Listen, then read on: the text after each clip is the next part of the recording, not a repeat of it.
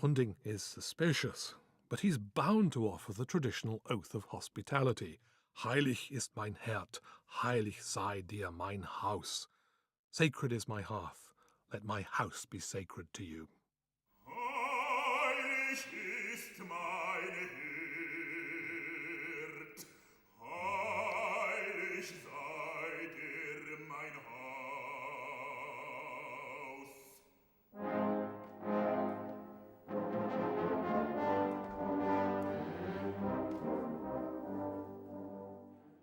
Hunding's words seem courteous enough, but how much Wagner tells us through the music.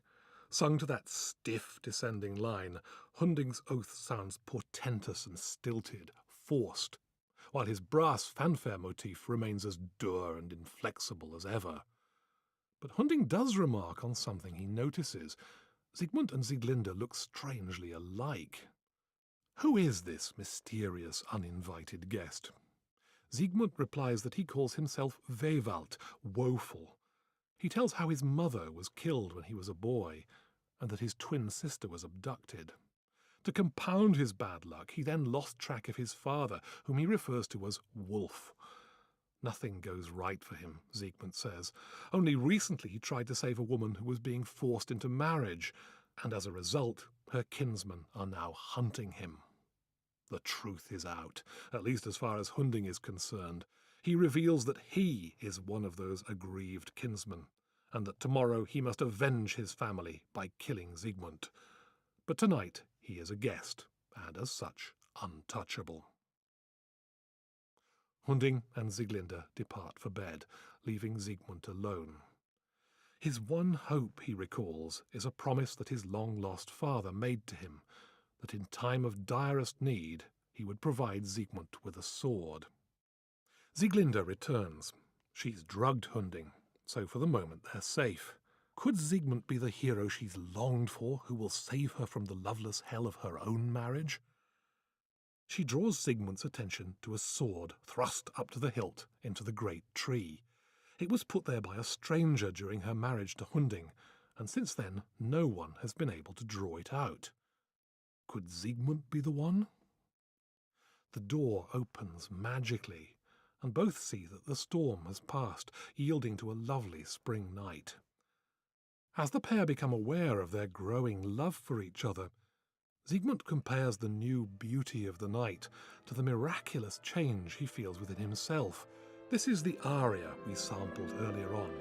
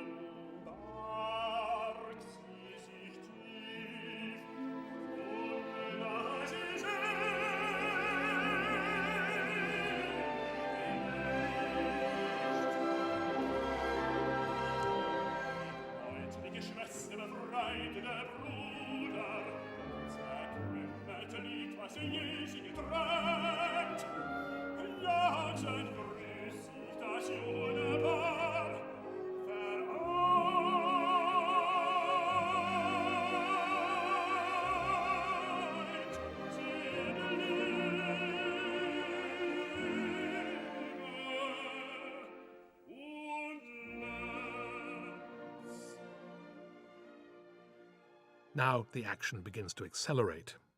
As the two swap life histories, Sieglinde soon realizes that they are in fact brother and sister.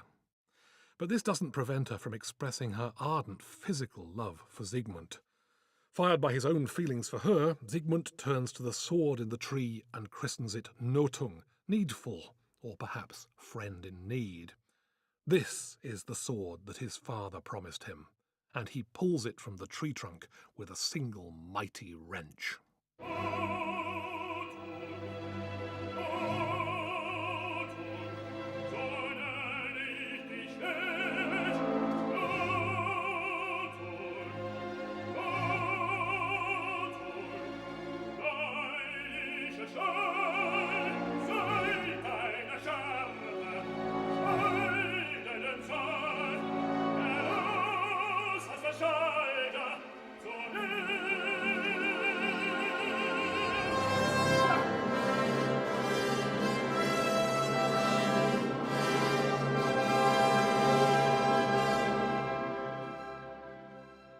And there, as Siegmund claims Notung for himself, we hear one of the ring's most memorable leitmotifs given out by radiant trumpets, the motif of the sword.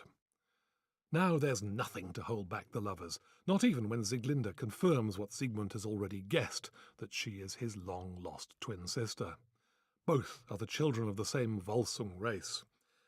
Wagner knew he was courting moral outrage here, but that's unlikely to have kept him awake fretting. As an advocate of free love, he considered social taboos irrelevant in the face of genuine erotic passion, and in his private life he certainly practiced what he preached. "Bride and sister be you to your brother," sings Siegmund. "Let the Volsung blood blossom afresh."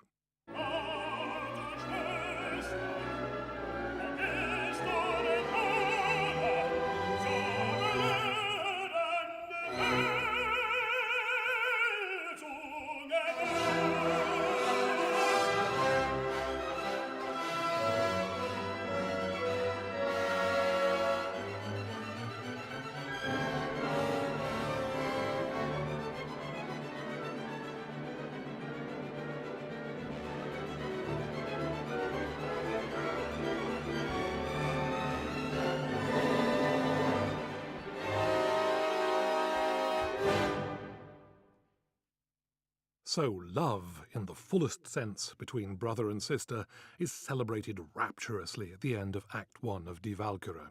But Wagner wasn't a naive idealist. He knew that breaking taboos could have dreadful consequences, as we shall now see in Act 2. At first, it looks as though things are going well for the sibling lovers. Wotan himself has given them his blessing, and for good reason. Wagner has already dropped a few clues that Wotan is the true father of Siegmund and Sieglinde. And now the chief of the gods is beginning to nurture the hope that Siegmund, his son, can recapture the ring from Fafnir and somehow put everything to rights. He greets his favourite daughter, Brunhilde, and commands her to protect Siegmund in his forthcoming battle with Hunding. Brunhilde is only too willing to obey, but as she leaves, she warns Wotan that his wife Fricka is on the way, and that she's in a particularly ugly mood. Fricka enters in a chariot drawn by 2 rams, and reveals that Hunding has asked for her aid as guardian of the rights of marriage and the laws of sexual love. She has promised vengeance on Siegmund and Sieglinde, the incestuous adulterers. Wotan tries to stand his ground. Their union is based on true love, unlike that of Sieglinde and Hunding. And Wotan needs a free hero who can liberate the gods from the guilt of their complicity in the theft of the Rheingold. Surely Siegmund, his own son, is ideal for the task. But Fricka has an answer to everything. Incest is against nature. As for Siegmund being free from divine scheming, he's just a pawn in Wotan's cosmic chess game. Then, with devastating force, she reminds Wotan of his own infidelities, fathering Volsungs here, Valkyries there.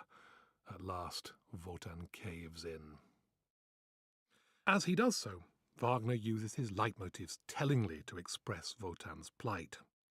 The symbol of Wotan's authority as chief of the gods is his spear, signified in music by this stern, downward-thrusting, brassy theme.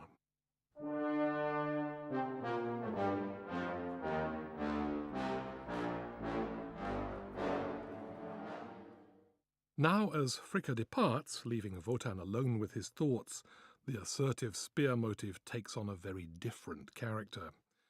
It still moves downwards, by step, but it's no longer thrusting and assertive on brass. It's limp and dejected on bassoons, bass clarinet, and cellos.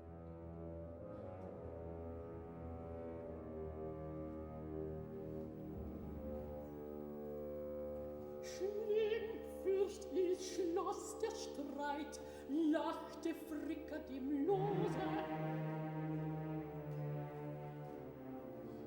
Brunhilde returns, and she's shocked by what she finds. Vater, was soll dein Kind erfahren?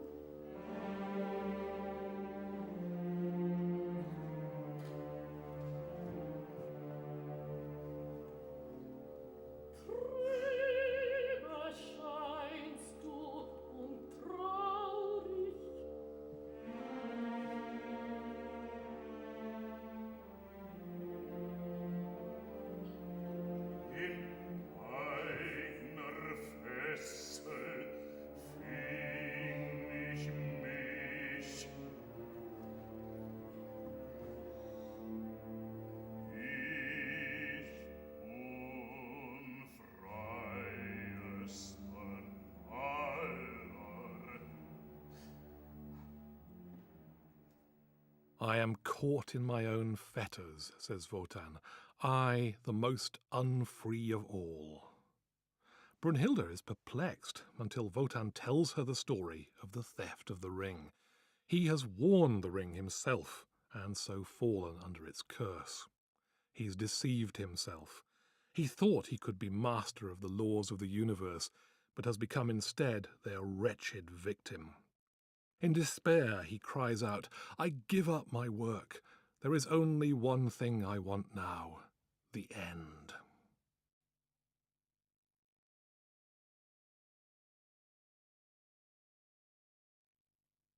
This is the turning point for Wotan, and indeed in the ring itself.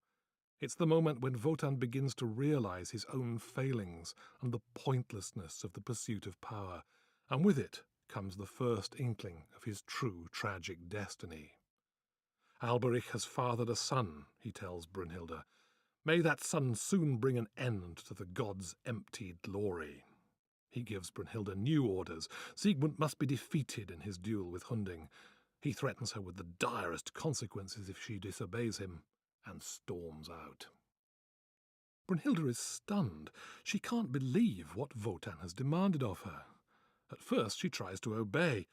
When Siegmund and Sieglinde appear, Brunhilde reveals herself to Siegmund and dutifully tells him that he is doomed to die in combat. As she steps forward, brass play a dark-hued theme, accompanied by ominous drum taps. Both ideas are associated with death.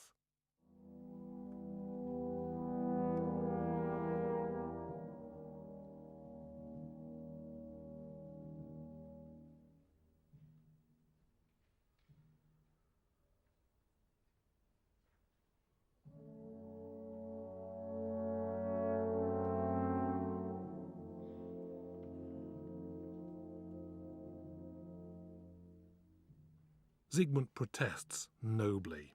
He won't be parted from Sieglinde. He certainly won't go to Valhalla with Brunhilde.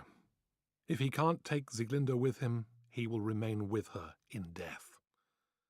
Brunhilde is so moved by this that she makes a momentous decision.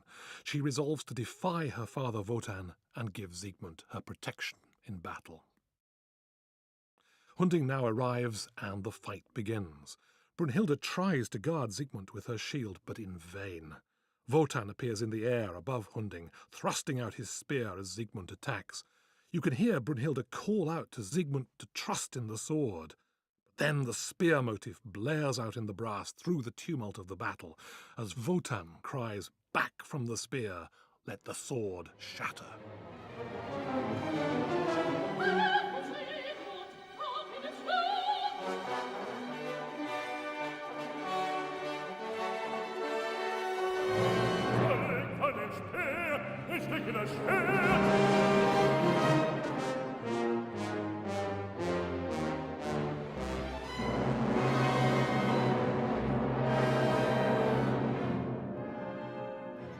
It's all over for Siegmund.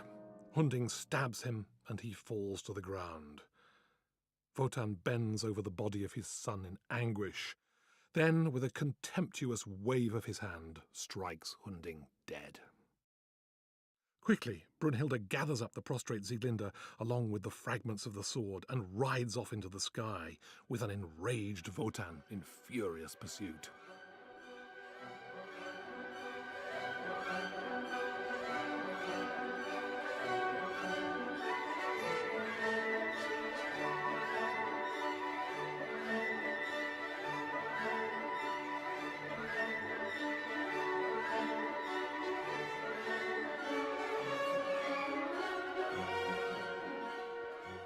The famous Ride of the Valkyries that opens Act 3 symbolises two things: the splendid warrior spirit of these 9 elemental maidens, and Brunhilde's own flight from Wotan in pursuit of what she increasingly feels to be her real duty. As Brunhilde's character develops and her true stature is revealed, Wagner may have been thinking less of his Nordic Germanic sources and more of a key figure from ancient Greek legend. The half-god Prometheus was a crucial symbol for the 19th century Romantics. It was Prometheus who broke divine command in order to help humankind. For progressive, iconoclastic artists like Beethoven and Shelley, as indeed for many of the French revolutionaries, Prometheus's defiance of the old order and his compassion for ordinary human needs and suffering made him an obvious choice as a mythic hero. There are many reincarnations of Prometheus in romantic art, but Brunhilde is perhaps the most remarkable of all. For a start, and this was unusual, she's a woman. True, Wagner had created redeeming female characters in some of his earlier operas, Zenta in The Flying Dutchman and Elisabeth in Tannhäuser, but they tend to be rather pallid, passive creatures whose only apparent virtues are purity, faithfulness, and self-sacrifice. In contrast, Brunhilde is a real flesh-and-blood woman, noble, proud, truly compassionate, and with healthy desires of her own. True, she's not without human frailty, but that only makes her courage all the more impressive. Brunhilde joins her sister Valkyries high on a mountain top, bearing with her the unconscious Sieglinde. Courageous as they are, the Valkyries are terrified of defying Wotan. Understandably, Sieglinde is still shell-shocked from recent events. But then Brunhilde tells her something that rallies her spirits. She's pregnant with Siegmund's child, the one who will become the noblest hero in the world. He will forge the sword anew, and his name will be Siegfried, Brunhilde sings at the beginning of this extract. She does so to a hint of a new theme, not quite fully formed yet, like the child itself. This is the motif that will come to stand for Siegfried. Sieglinde replies with a joyous outburst, O herstes Wunder, herrlichste Maid, O highest wonder, noblest of maids.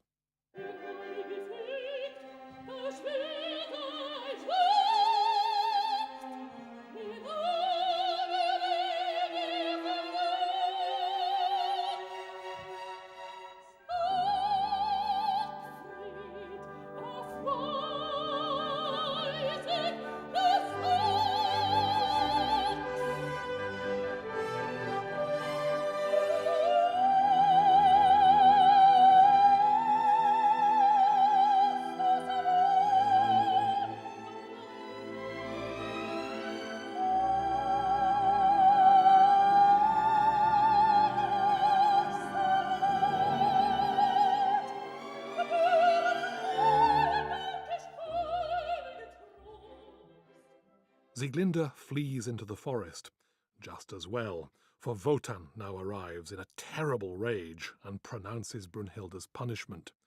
She will be deprived of her godly powers and be put to sleep on a rock nearby, the property of the first man who finds her. Horrified, the Valkyries take flight, leaving Brunhilde alone with Wotan. In this final scene of Die Walküre, Wagner draws together the unfolding of the plot and the musical strand of motivic development with a new power and subtlety.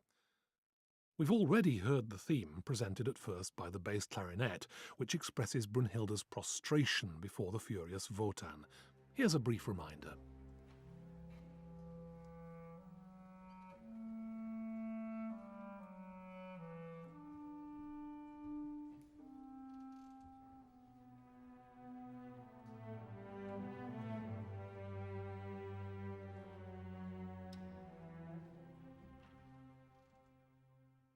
As Brunhilde humbly pleads her cause, and Wotan remains, or tries to remain, implacable, we hear the falling motif from Act 2 associated with Wotan's frustration.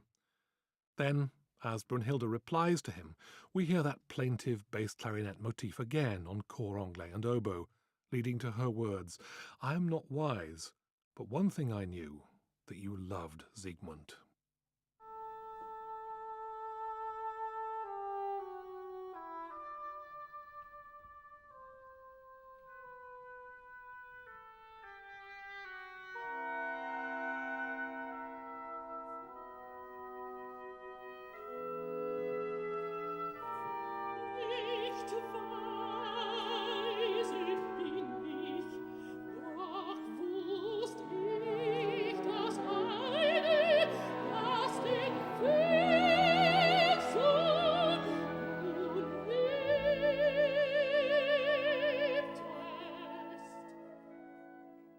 Notice how the harmony became warmer, more major key, but the words "du liebtest," you loved. There's a hint here that maybe Brunhilde's words are beginning to move Wotan. Sensing this, perhaps, Brunhilde presses her case more urgently. The music builds to a climax as she reaches her summing up. Because of the love I felt in my heart, I knew that in spite of what you ordered, I was doing what you really wanted. As she sings the word love, Liebe, on a high sustained note, we hear that plaintive theme again, but now it's warm, firmly in a major key, and builds a confident crescendo.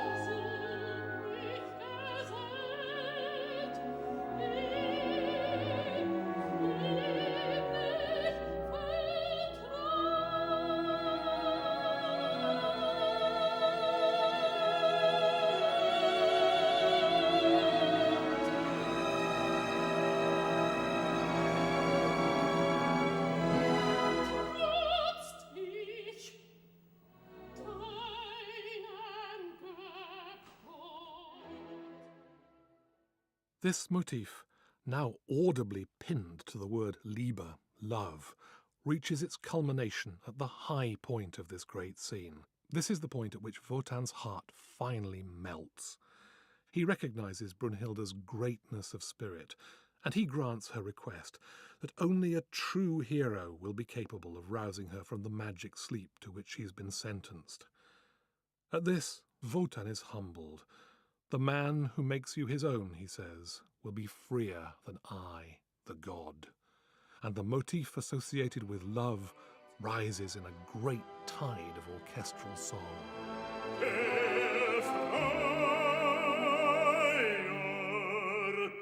Als ich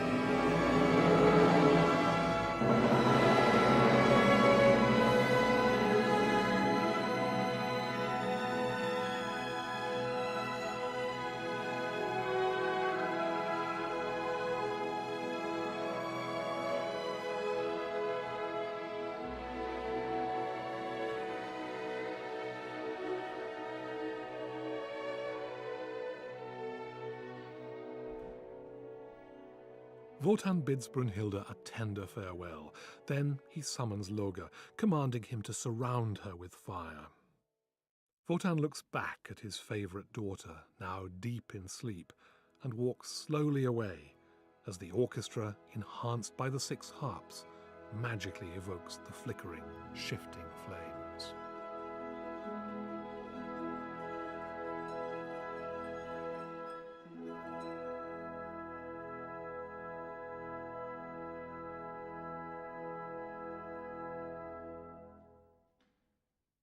So we arrive at the third opera in the Ring cycle, Siegfried.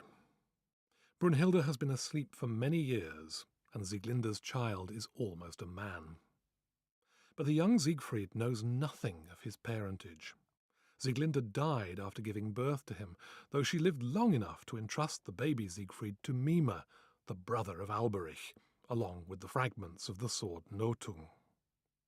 Mime has brought up Siegfried carefully, but this was no simple act of kindness. Nearby, in a forest cave, Fafner guards the ring, having transformed himself into a dragon through the magic of the Tarnhelm. Mime is sure that the boy and the fragments of the sword can somehow be used to kill Fafner and get hold of the ring. He just isn't quite sure how yet. At the beginning of Siegfried, the orchestra takes us inside Mime's mind to see what he's brooding on. Bassoons play his own motif, shifty and crooked like Mime himself. Then the deep bass tuba sounds the motif of the Nibelung Horde, the gold, the helmet and the ring.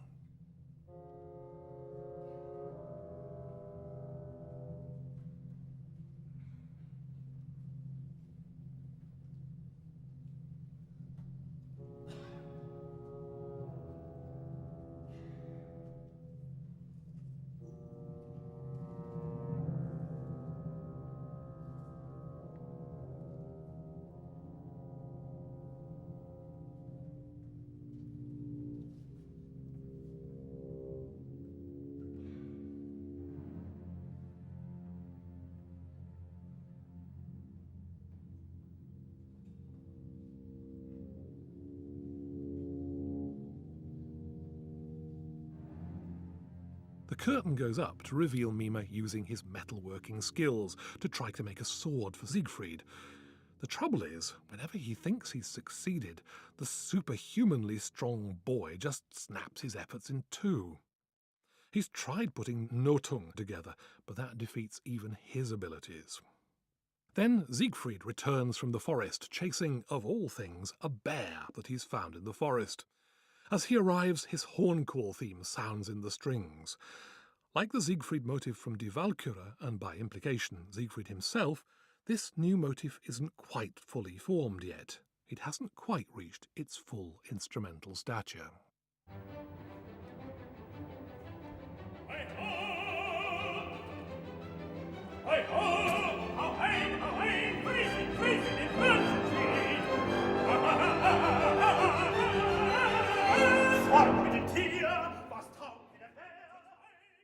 Mime cowers in fear in front of the bear, earning Siegfried's hearty derision.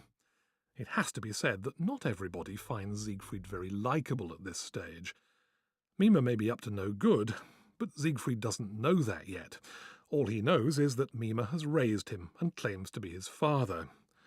Given all that, Siegfried's ingratitude isn't a very attractive feature. But there is comedy in this scene. Siegfried and Mime are rather like a moody adolescent and his hopelessly blundering parent, Siegfried protesting, "You're not my real father," and Mime responding with the time-honoured, "After all I've done for you." Eventually, Mime gives in and tells Siegfried how he found him, along with the fragments of the sword. Siegfried is overjoyed and rushes back into the forest, ordering Mime to mend Nothung or else.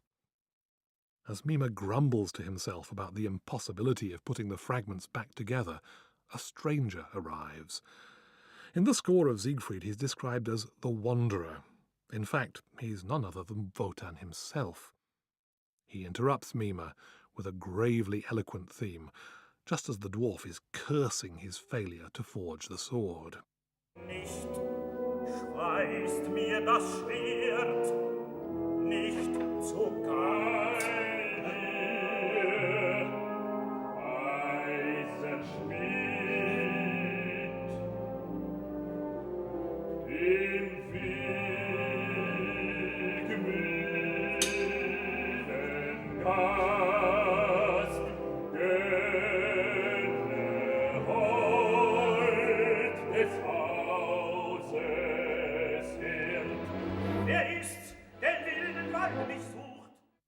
Mime can't see how important the visitor is and just wants to get rid of him. "Very well," says Wotan, "let's play a game." You ask me 3 questions. If I fail to answer correctly, my life is forfeit. If I succeed, then you'll have to welcome me into your home." Mima agrees, but his 3 questions are almost insultingly easy for Wotan, and the god answers them all correctly. "Now let's turn the tables," says Wotan. "You must answer my 3 questions. If Mima fails, his own head will be forfeit." Mima manages the first 2, unwisely revealing in the process his knowledge that it's Siegfried who will kill Fafner with Nothung and recover the ring. "Aha," says Wotan, "and who will put Nothung back together?" Mima is horrified. It's the one question above all that he can't answer. "Very well," says Wotan, "your life is forfeit, but not to me. To the one who will forge the sword afresh, the one who knows no fear."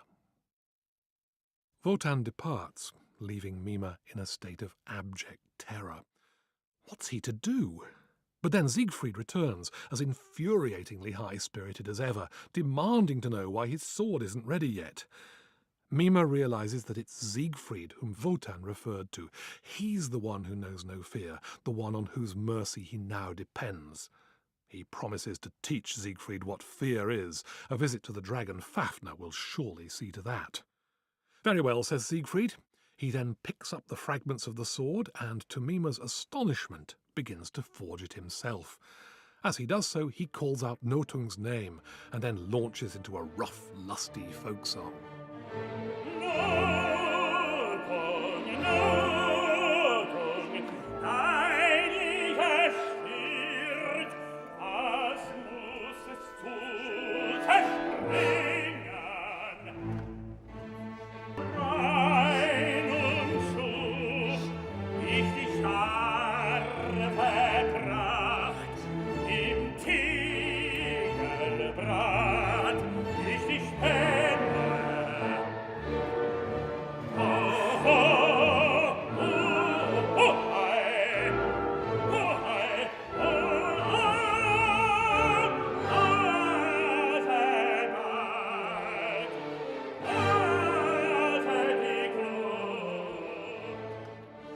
Meanwhile, Mima is concocting a plan and a potion.